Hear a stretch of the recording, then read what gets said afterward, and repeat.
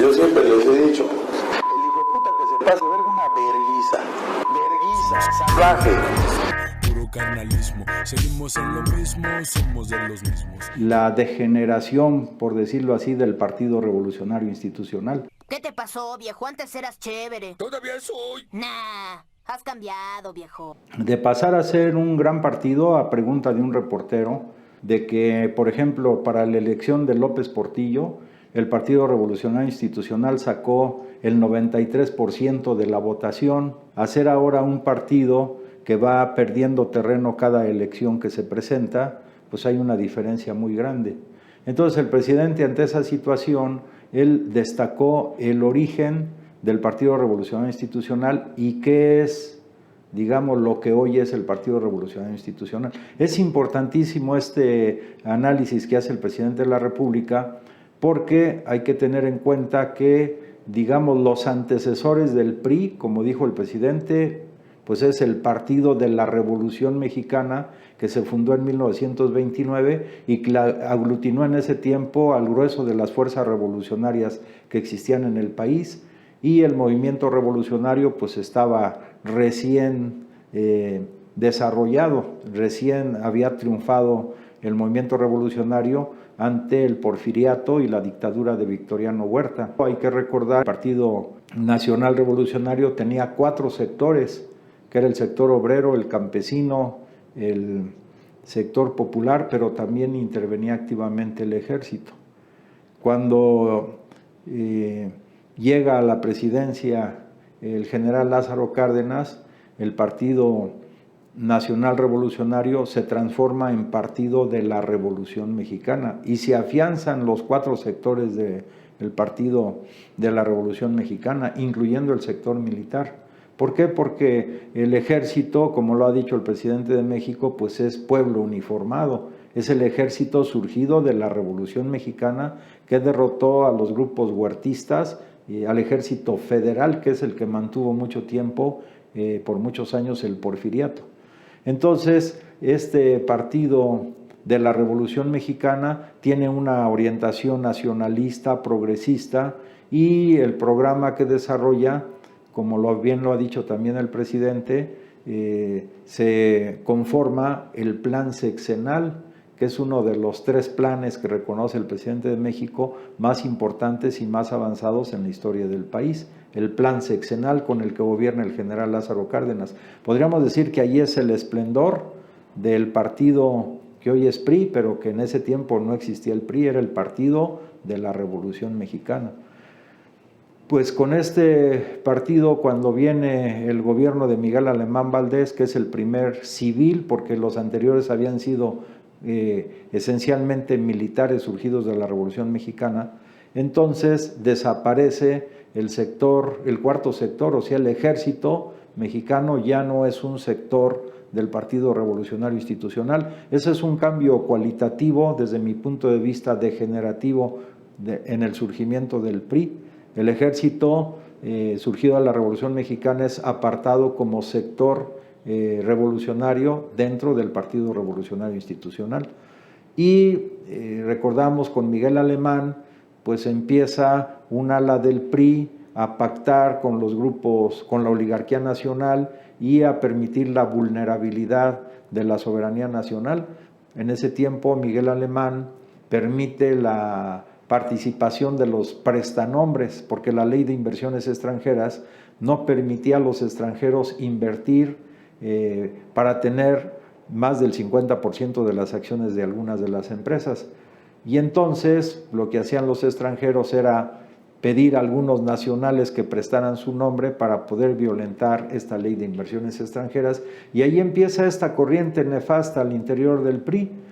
con precisamente Miguel Alemán Valdés. Miguel Alemán Valdés, hay una traición a los principios originados del Partido de la Revolución Mexicana. Por eso entendemos, le cambiaron y reestructuraron ese partido y surgió el PRI ya como tal.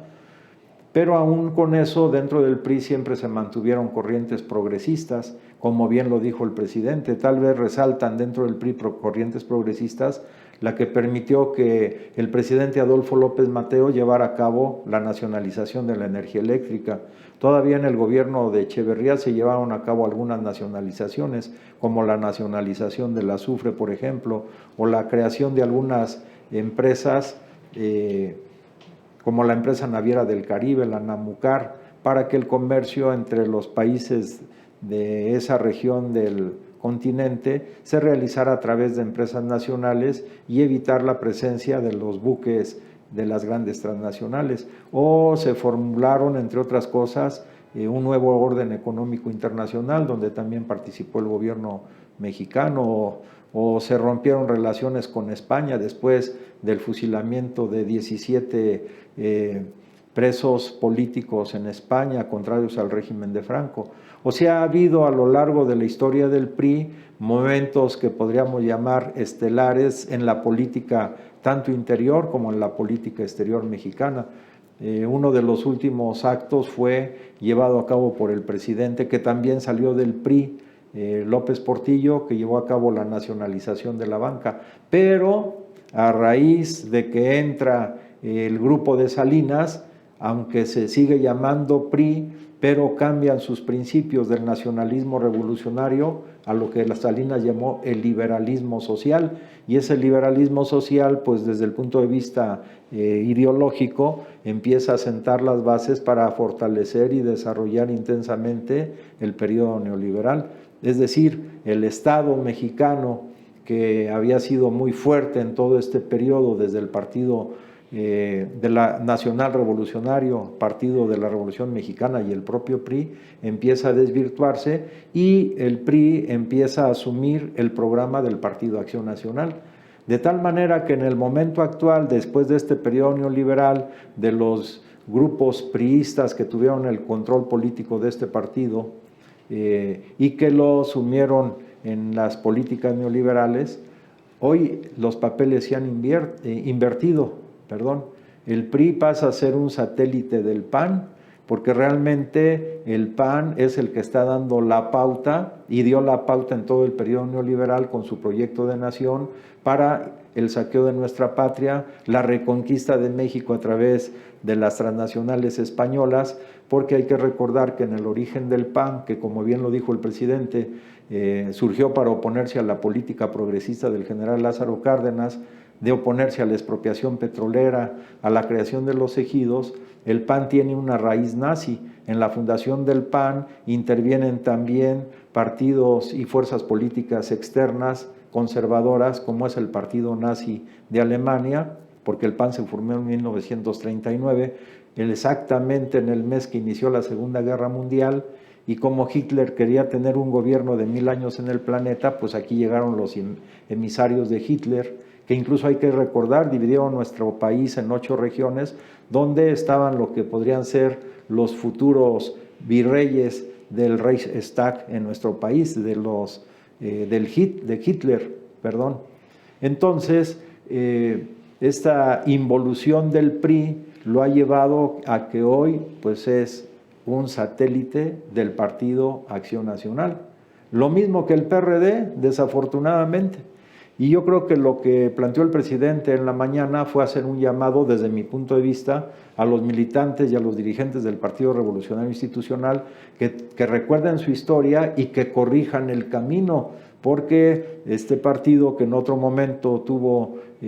acciones importantes como las que mencionó el presidente y las que acabamos de decir, pues puede todavía rectificar el camino y dejar de ser satélite del Partido Acción Nacional, implementador de las políticas neoliberales, cuyo sustento ha sido siempre el Partido Acción Nacional desde su origen, y retomar el camino y convertirse en un partido que pueda hacer honor al nombre del Partido Revolucionario,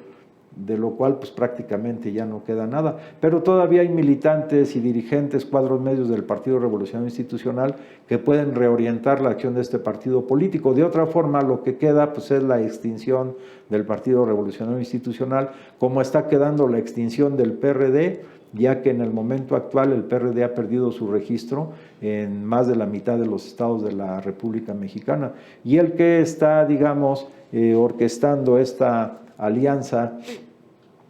en la cual interviene activamente Claudio X González, pues es el Partido Acción Nacional, y que por su origen pues es antitético con las tesis de independencia nacional, de soberanía nacional y de beneficio al pueblo de México, porque ellos siempre han sido un partido elitista desde su origen, porque técnicamente se constituyó en las oficinas del Banco de Londres y México, es decir, de los sectores de la oligarquía nacional. Por otro lado, el presidente reafirmó su posición de no asistir a la Cumbre de las Américas porque es necesario reorientar, así como se está haciendo en México, pero también a nivel planetario, reorientar la política de relaciones entre los pueblos y países de todo el planeta, basados en los principios sobre todo de independencia, de soberanía nacional y de igualdad jurídica de las naciones independientemente de su tamaño, de su población, de su posición climática o del Producto Interno Bruto que cada uno de ellos tengan. En este sentido, el presidente de México también reafirmó que se entrevistará con Joe Biden en los próximos meses, para insistir en que se debe de establecer una nueva relación dentro de los países de América, sobre todo acabar con esa política de aislamiento hacia Cuba y esa política de intromisión en los asuntos internos de otros países y lograr la integración de toda América, pero una integración sin subordinación y con respeto a la soberanía nacional de cada uno de los países. En este sentido, yo creo que la voz del presidente va a tener un eco importante en la Cumbre de las Américas, aunque él no asista, porque ya lo ha estado diciendo sistemáticamente y además se ha estado reproduciendo en la prensa nacional e internacional. Se trata de generar una nueva etapa para las relaciones entre Estados Unidos y América Latina, y la integración no subordinada para enfrentar regionalmente posiciones que puedan en un momento dado ser tan, digamos, desiguales, que pueda generar una nueva guerra nuclear, que sería nuclear, ya no sería una guerra convencional. Pues el licenciado López Obrador está contribuyendo de manera relevante a tratar de reorientar no solamente la historia de México, sino la historia de toda la humanidad. Y eso es importante para todos los mexicanos porque se está recobrando el orgullo nacional de que somos una gran nación que no impone a otras sus principios, sus criterios, pero que sí contribuye a que se desarrolle un nuevo clima armónico, fraternal, respetando, repito, la independencia y la soberanía de cada una de las naciones.